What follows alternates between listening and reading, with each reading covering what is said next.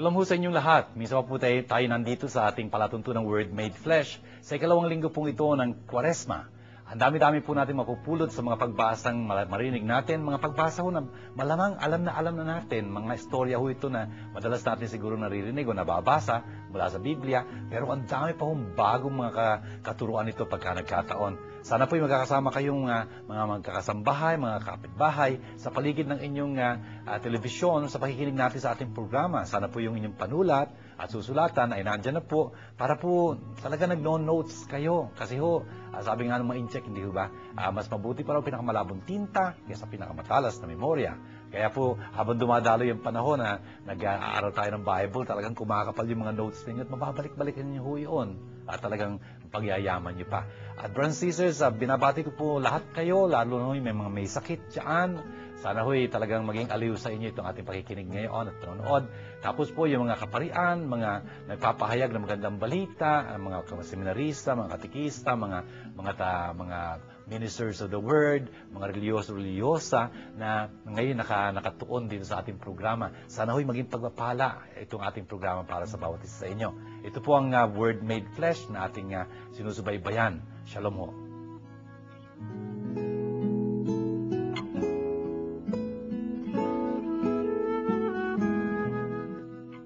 Pagkalipas ng ilang panahon, sinubok ng Diyos si Abraham. Tinawag siya ng Diyos at tumugon naman siya. Sinabi sa kanya, "Isama mo ang pinakamamahal mong anak na si Isaac at magpunta kayo sa lupain ng Moria. Umakyat kayo sa bundok na ituturo ko sa iyo at ihandog mo siya sa akin." Pagsapit nila sa dakong itinuro ng Diyos, gumawa ng dambana si Abraham. Inayos niya sa ibabaw nito ang panggatong at inihiga si Isaac matapos gapusin.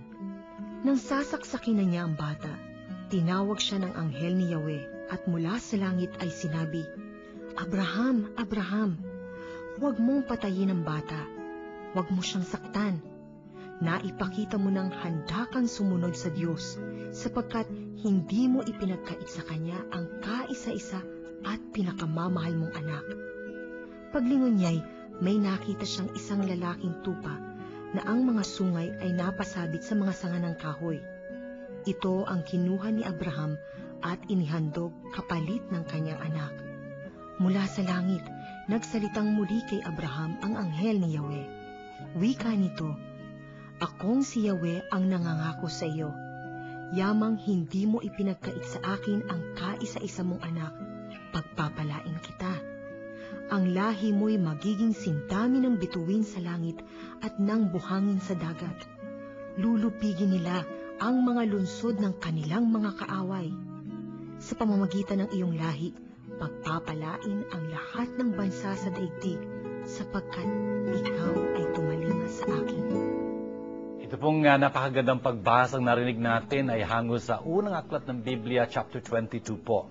Tingnan nyo, pagkatapos po ng mahabang panahon ng paghihintay para sa isang anak, pinagkalooban po sina Abraham at si Abram tsaka si Sarai ng isang sanggol, isang bata, si Isaac ho, na lumalaki na ngayon. Ang pangako ho ng Panginoon kay Abraham ay napakatindi. Magkakaroon ho siya ng mga supling na mas marami pa sa mga bituin sa kalangitan o mga buhangin sa dalampasigan. Pero tingnan nyo kung ano nangyari dito sa ating tagpong ito. Dumating ho yung araw na tinawag ng Diyos si Abraham. Abraham! Sabi ganyan. Abraham ho, ibig sabihin, ama ng maraming bansa. Yun ang ibig sabihin ng Abraham. You know? Tapos ho, ang sabi ni Abraham, "Narito ako." Tapos ang sabi sa kanya ng Diyos, "Kunin mo yung anak, si Isaac, at ang iyong kaisa-isang anak, na minamahal mo, at dalhin mo siya doon sa lupain ng Moriah, Moriah. Ito ho yung lugar kung nasaan naroon ang Jerusalem.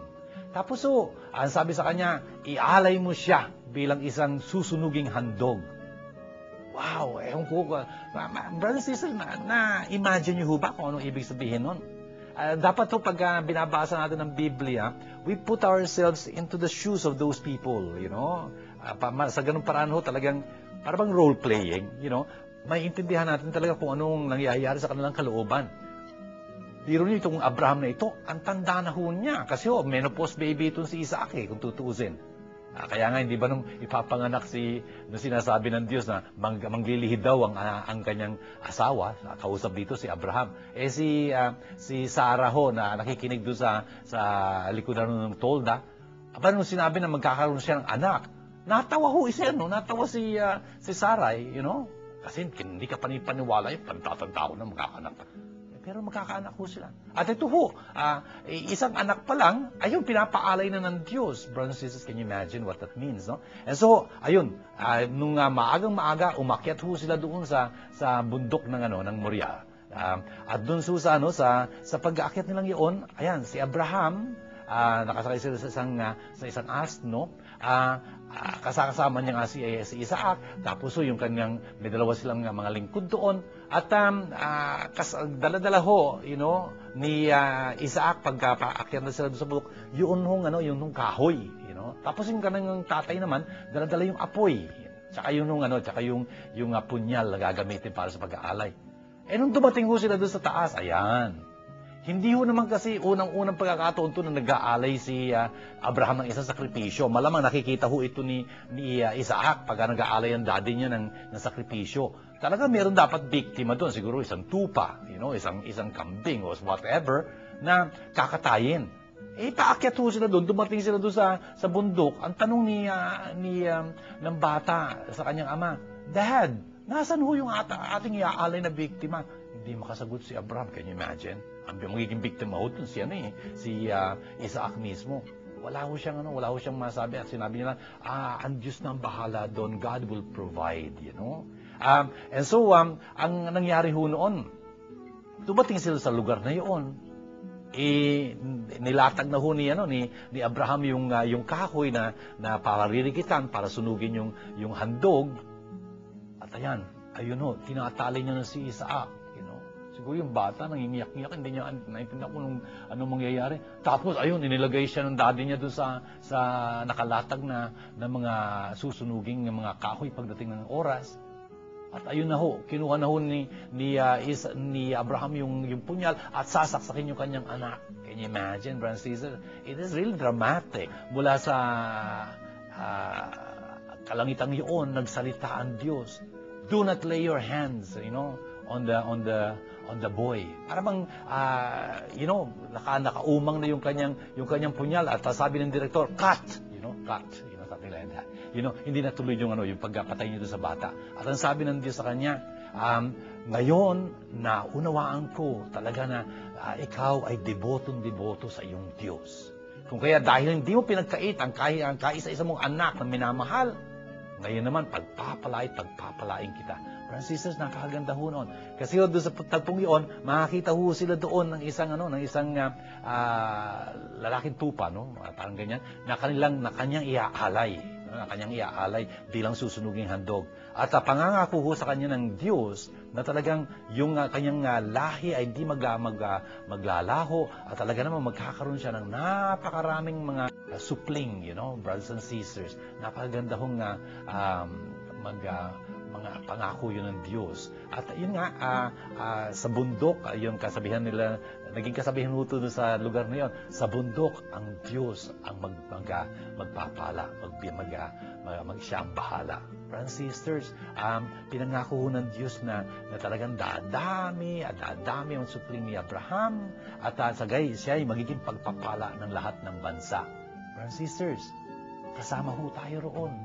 Sabi nga ho ni San Pablo, si Abraham ang ating ama sa pananampalataya. Brothers and sisters, sana ho, itong tagpong ito ng Genesis chapter 22, talagang magpaalala sa atin. Ang Diyos ho, hindi nang bibigo. Pananampalataya, ibig sabihin, panghawakan mo ang salita ng Diyos at patatagin ka nito. Yun ho ang ginawa ni Abraham, bagamat hindi niya maintindihan kung paano sa kanilang katandaan magkakaroon pa sila ng ibang mga supling, isa pa lang ang supling na pinapaalay ng Diyos. Talagang hindi ka panipaniwala. Pero ganun pa man, gagawin niya ho yung salita ng Diyos. Yun ang dapat nating matutunan kay Abraham.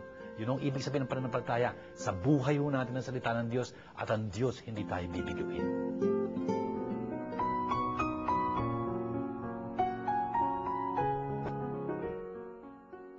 pa ang masasabi natin tungkol dito? Kung ang Diyos ay panig sa atin, sino ang laban sa atin? Hindi niya ipinagkait ang sarili niyang anak, kundi ibinigay para sa ating lahat. Kung naipagkaloob niya sa atin ang kanyang anak, hindi ba niya ipagkakaloob sa atin ang lahat ng bagay kasama ng kanyang anak? Sino ang maghaharap ng sakdal laban sa mga hinirang ng Diyos? Gayong ang Diyos ang nagpapawalang sala sa kanila. Sino nga ang hahatol ng kaparusahan? Si Kristo Jesus bang nasa kanan ng Diyos? Siya pa nga ang namatay at muling binuhay at ngayoy namamagitan para sa atin. Mula po sa dakilang sulat ni San Pablo sa mga taga-Roma sa chapter 8 na ito, tinuturo po sa atin ang napakahalagang bagay. Ang sabi dito ng San Pablo, ano masasabi natin tungkol dito? Kung ang Diyos ay para sa atin, sinong pwedeng kalaban natin? Kung hindi niya ipinagkait ang kanyang bugtong na anak, kundi binigay niya yun, inialay niya para sa ating kaligtasan, at ano pa kaya hindi niya bibigay sa atin? Kung ang Diyos ay nagpawalang sala sa atin, sino magpaparatang sa atin? Friends and sisters, tingnan nyo, ito hong napaka-importanting bagay na dapat nating pag-isip-isipan. Ang Diyos ho ay nasa panig natin. Isa hong napakalaking patunay noon, binigay niya ho sa atin ang kanyang anak. God so loved the world. Yun ho yung napakatanyag na mga talata sa Ebanghelyo ni San Juan, chapter 3, verse 16. Ganun lang kapag ang nainibig ng Diyos ang sanlibutan, binigay niya ang kanyang bugtong na anak upang ang manampalataya sa kanya ay huwag mapahama kundi magkaroon ng buhay Diyos. Friends and sisters, tingnan nyo, itong pag-ibig na ito ng Diyos sa atin dapat magpalakas ng ating kalooban. Dito sa panahong ito ng Kwaresma, dapat ho talagang pagka tinitignan natin ang ating sarili, makikita ho natin siguro may mga kahinaan ho tayo, may mga kasalanan tayo, may mga pagkakamali tayo. Yes, pero tandaan ho natin, ang mas importanteng maintindihan natin ay na talagang ang Diyos ay nasa panig natin. Siya ho ay talagang namang ginawa ang lahat para mapawalan sala tayo. At hindi niya ho pinagkait sa atin ng ano paman. Binigay niya sa atin ang kanyang bugtong na anak. Kung binigay niya sa atin ang kanyang bugtong na anak, ano pa kaya ang pagkakait niya sa atin? That's a very beautiful way of putting it. St. Paul really said something very beautiful there. Kung binigay ng Diyos sa atin ang kanyang bugtong na anak, ano pa ho kaya ang pagkakait niya sa atin? Wala. Wala.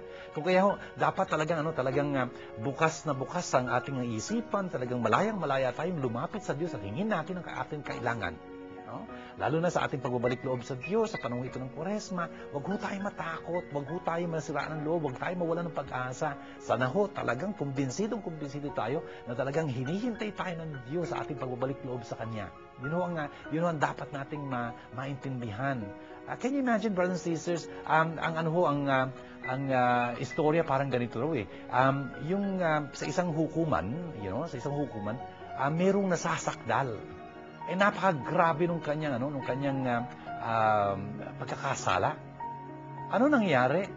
Natural dapat siyang parusahan. Yes.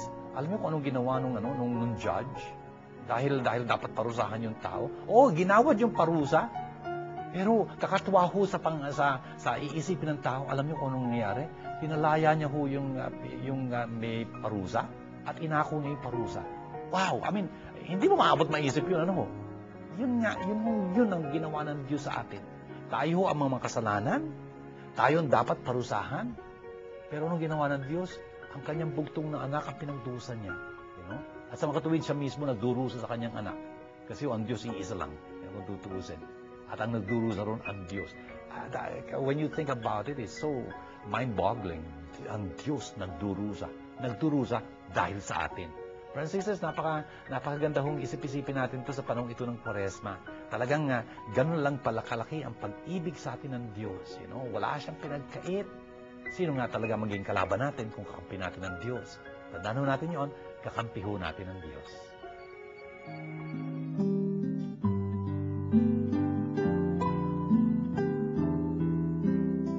Sumainyo ang Panginoon. Magandang balita ng Panginoon ayon kay San Marcos. Pagkaraan ng 6 na araw, umakyat si Jesus sa isang mataas na bundok. Wala siyang sinama kundi sina Pedro, Santiago at Juan. Samantalang sila'y naroon, nakita nilang nagbagong anyo si Jesus. Nagningning ang kanyang kasuotan na naging puting-puti pat walang sino mang makapagpapaputi ng gayon. At nakita ng 3 alagad, si Moises at si Elias, na nagkikipag-usap kay Jesus. Sinabi ni Pedro kay Jesus, "Guro, mabuti pa'y dumito na tayo. Gagawa po kami ng 3 kubol, isa sa inyo, isa kay Moises, at isa kay Elias." Hindi nalalaman ni Pedro ang kanyang sinasabi sapagkat masyado ang takot niya at ng kanyang mga kasama. At nililiman sila ng isang alapaap. At mula rito'y may tinig na nagsabi, "Ito ang minamahal kong anak. Pakinggan ninyo siya."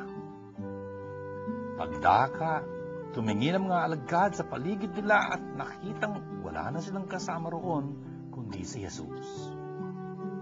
Habang bumababa sila sa bundok, ay mahigpit na pinagbibilin sa kanila ni Jesus, "Huwag ninyong sasabihin kanino man ang inyong nakita, hanggat muling hindi nabubuhay ang anak ng tao."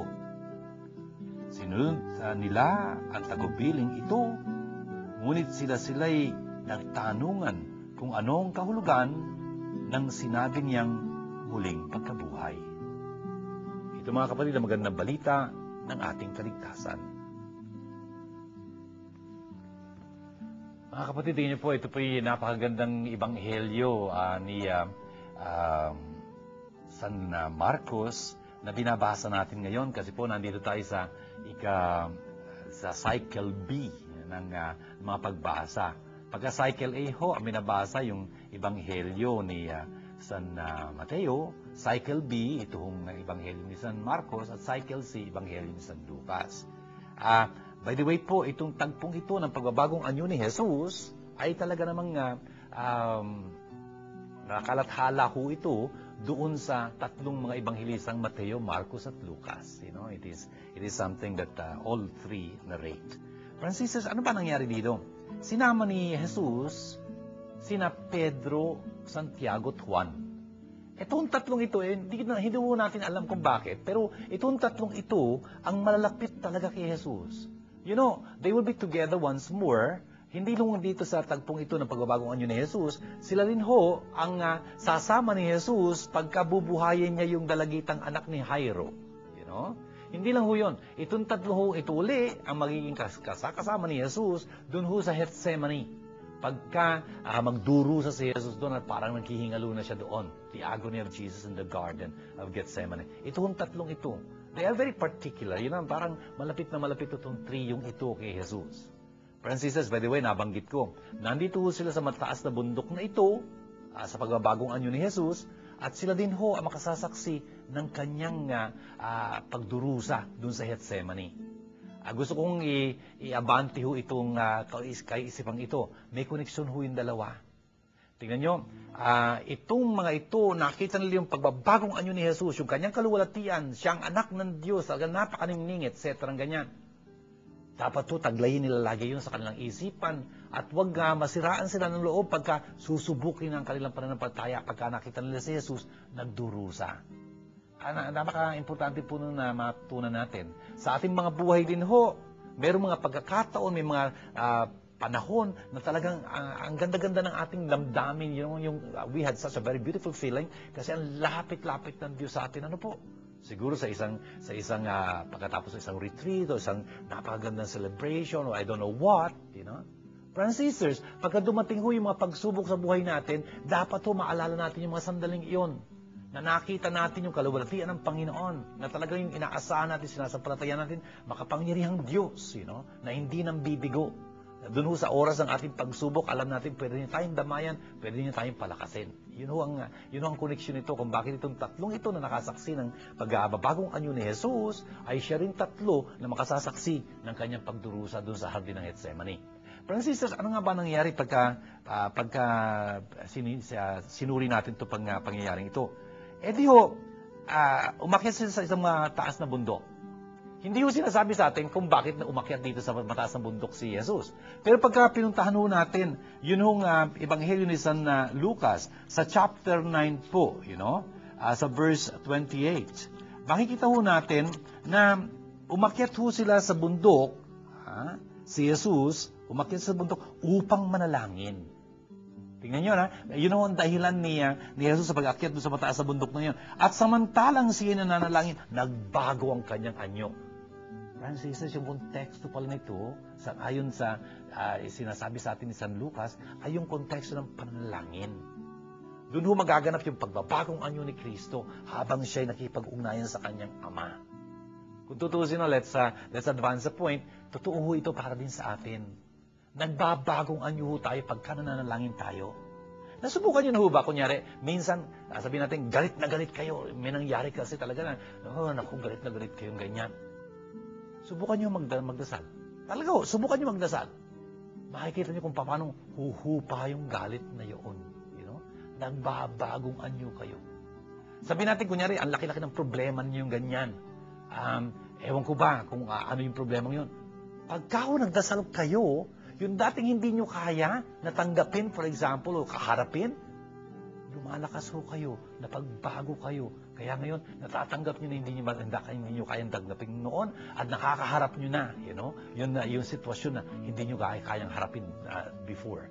Yun nga ho, nagbabagong anyo ho tayo sa panalangin.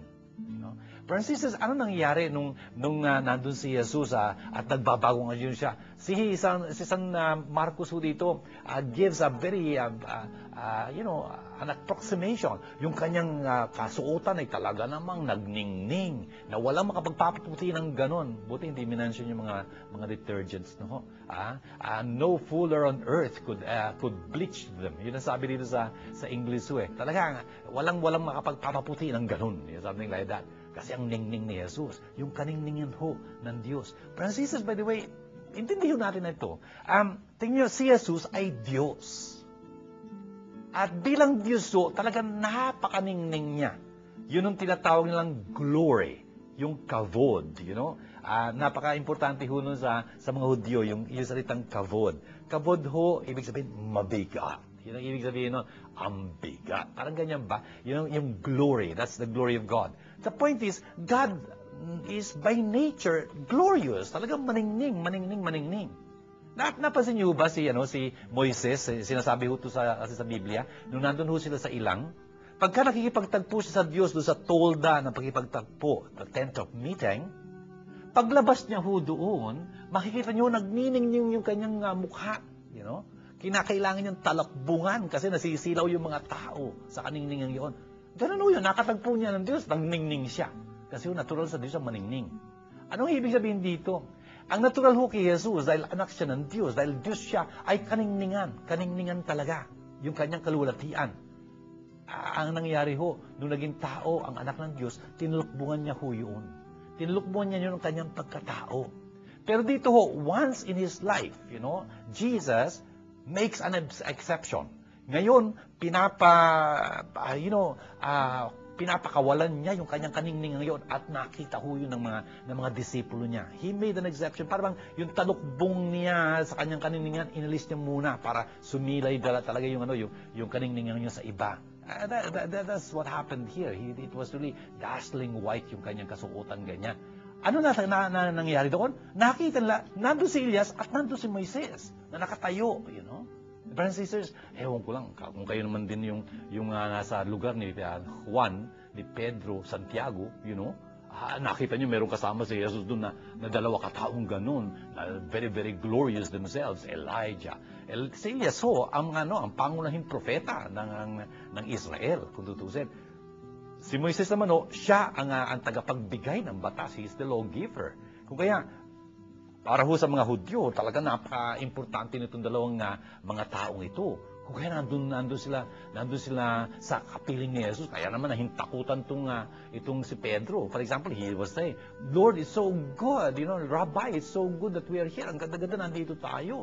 Gagawa ko kami ng 3 kubol dito, isa para sa inyo, isa para kay Moises, isa para kay Elias. Ang sabi dito ni San Marcos sa pagsasabi niya ito, sabi, he hardly knew what to say, They were so terrified. Ang takot nila. Pero mo, nakikita mo si Moises at si Elias. Wow! And they were gone for so many centuries already. Nandun sila, buhay na buhay sa harapan ni Jesus. Anyway, ano nangyayari? Nung pagkatapos sabihin yun ni Pedro, mayroong alapaap talaga na lumukob sa kanila. At mula doon sa alapaap, may boses na nagsalita. Francis says, yung alapaap po sa Biblia, the cloud in the Bible, is significant kasi nagpapahiwatig ho ito ng presensya ng Diyos, the presence of God. Kung matatandaan niyo ho, yung cloud na yon, hindi ho ba't nung lumilikas sila, tumatakas sila mula sa kanilang pagkakaalipin sa Ehipto, hindi nga ho ba't nung nandun sila sa ilang, pagkagabi ho, kinakailangan din nila maglakbay kung tutusin kasi dapat mapalayo sila doon sa umuusig sa kanilang mga Ehipsyo. Kailangan nila maglakbay din sa gabi. Pero pag gabi ho doon, tandaan ho natin, ang dilim-dilim, lalo na kung walang buwan, walang mga bituin. And it can happen, di ba? Ang dilim-dilim mo, wala namang kuryente doon, wala namang sa ilawan doon, or something like that. Anong gumagabay sa kanila? Isang nag-aalab na alapaap. Hindi nga ho ba't nung pagka nakikipagtagpo si Moises sa Diyos, doon sa tolda nga ng pagkipagtagpo, the tent of meeting, talaga ho napapalibutan yun na napakakapal na ulap, hindi ho makalapit yung mga Hudyo kung tutuusin. Yun nga ho yung alapaap ho na lumukob sa kanila, ang nagsumasagisag na ang Diyos ay naroon. At mula ho doon sa alapaap na yun, may nagsalitang tinig, ito ang minamahal kong anak, pakinggan niyo siya. Francis, napakahalaga ho nung sinasabi dito. Tingnan nyo, meron hong kasama si Jesus. Sino yung kasama niya? Si Elias at si Moises. Tingnan nyo, si Elias ho, ang pangunahing propeta, tagapagsalita ng Diyos, pinakikinggan ho siya ng mga Hudyo.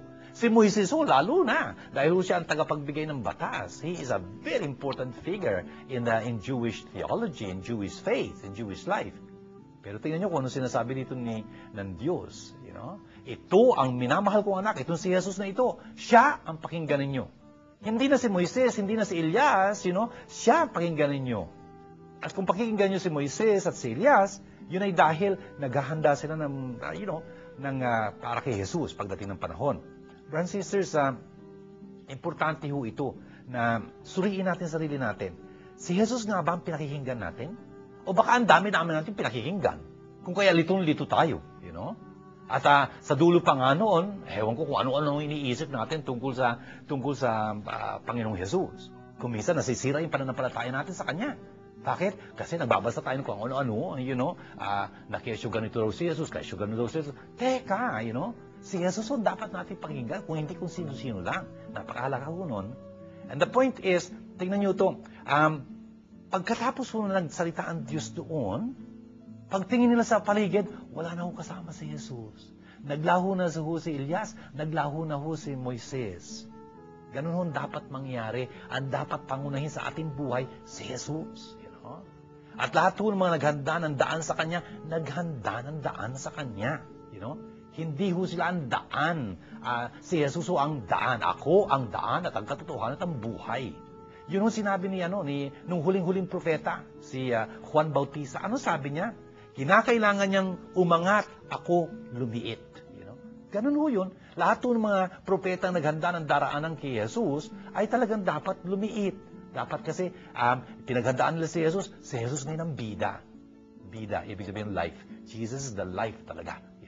Francis, tingnan nyo, pagkatapos nun, anong nangyari? Nung pababa na sila, pinagbawalan ho sila ni Jesus.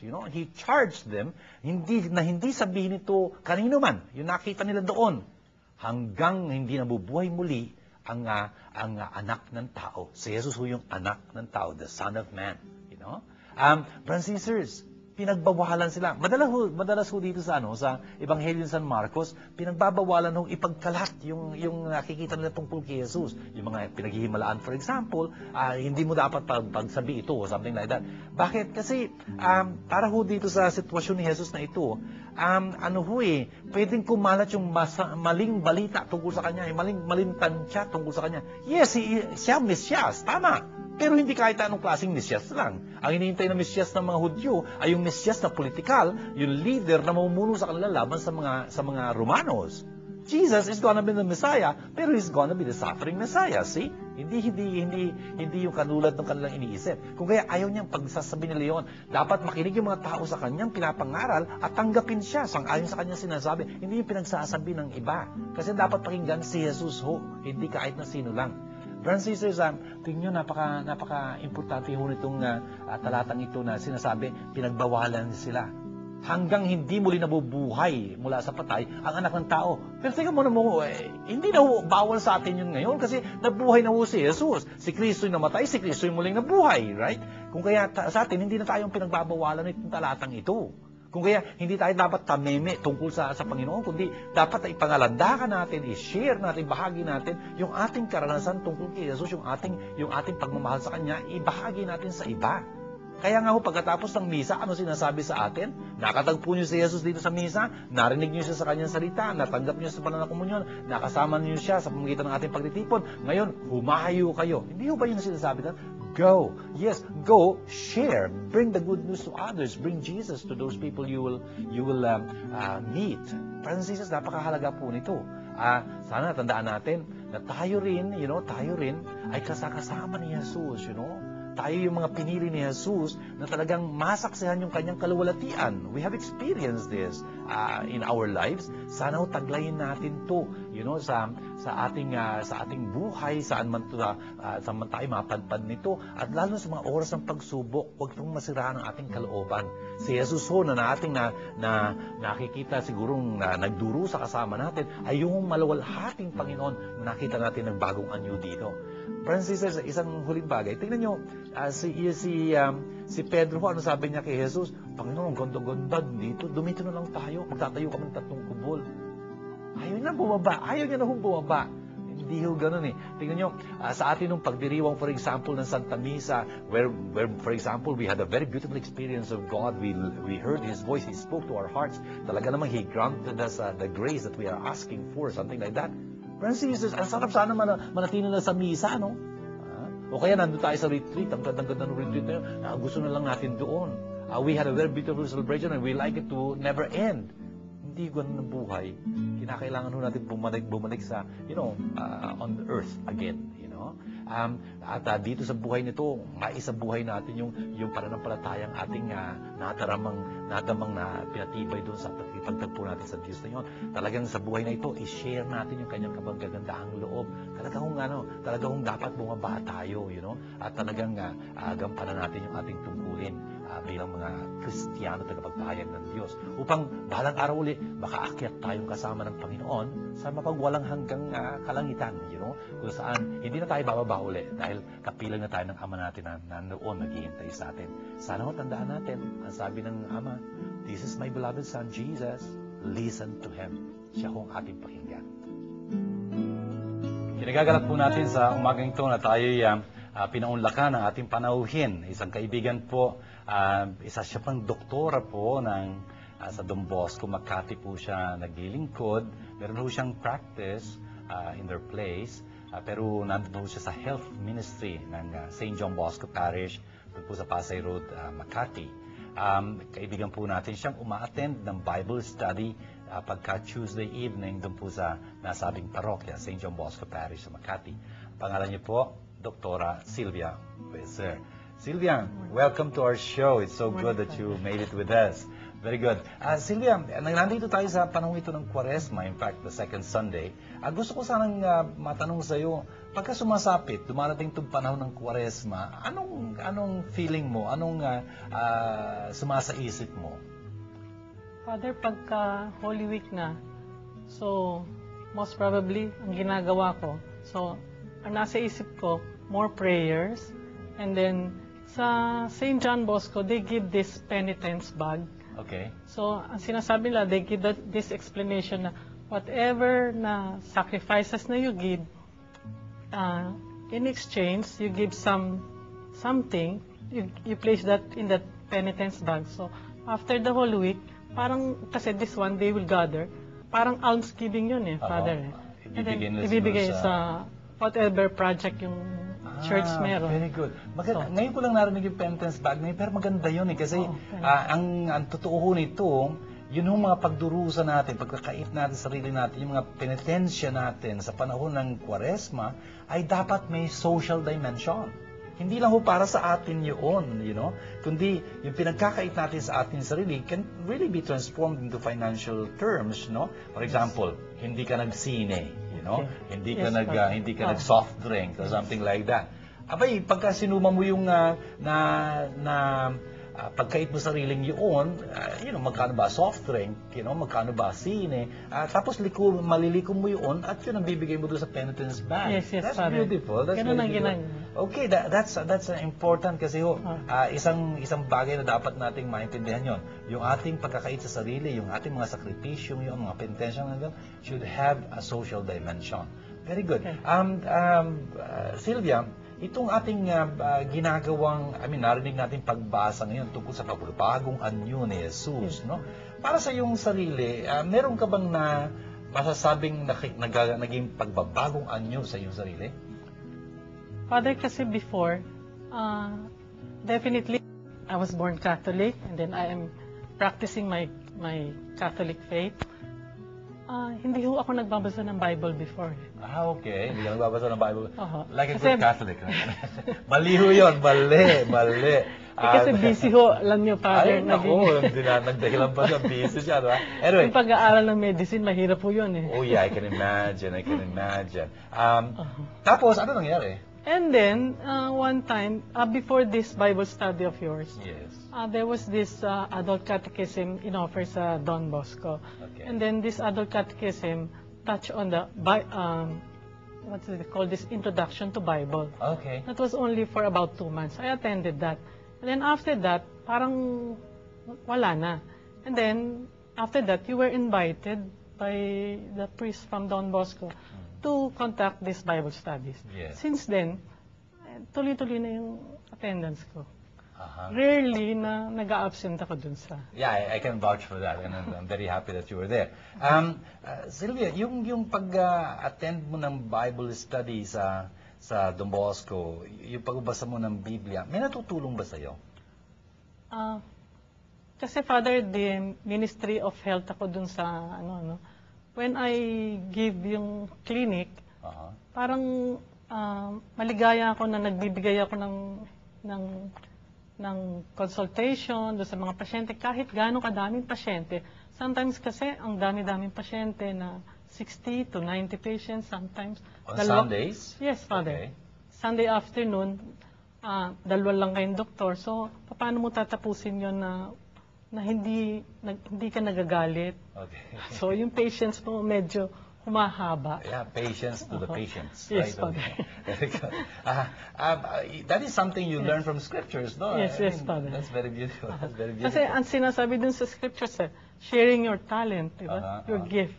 So, ang gift sa akin ng God is to be a good doctor. Okay, that's very nice. That's very nice. Sylvia, it's so good na you're being used by God, Ganun yan kanya-kanyang bukasyon tayo, God called you to be a doctor and you're trying to be a very good Catholic doctor. And doon ba sa paglilingkod mo sa kanila, puro ba gamot lang yun ang gamot? O may nasasabi ka rin tungkol sa pananampalataya mo? Nasa-share mo ba yun? Yes, Father, nasishare ko din yun. In what way, for example? Let's say, Father, there was one time, yung gustong magpa-inject sa akin ng patient ng abortifacient. Okay. So, and then sabi ko, bakit ganyan? So, bakit mo ako... Definitely, I'm a pediatrician. Okay. I don't know anything about yung sa obstetric practice. Right. And then, this patient came and then she's asking me to give her this abortifacient. She has the injection, pero sabi ko, hindi. Sabi ko, mabuti pa ito, inumin mo vitamins. Sabi ko. So, and then sometimes, pagka sa contraceptions, hindi yon, definitely, I do not encourage that. Kasi that is parang against my faith. Definitely, it's against the teaching of the church. Anyway, by the way, yun yung sabi ni Jesus, siya ang inyong pakinggan. You know? Hindi kahit na sino lang.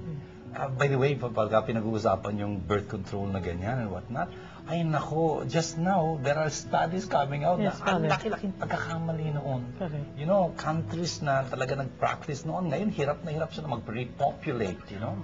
Kasi, ayun nga ang church naman kasi hindi naman kahapon lang pinanganak, you know, she knows history for this past 2,000 years, kaya alam niya kanyang tinuturo at napakarunong niya. Dahil nga tinuturuan siya ng Espiritu Santo, ginagabayan siya ng salita ng Diyos.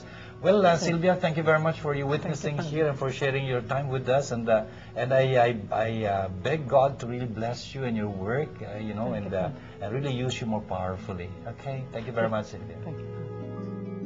Sa ikalawang linggo pong ito ng Kwaresma, tayo po'y napapaalalahanan na dapat magkaroon ng pagbabago sa atin, pagbabagong anyo sa atin.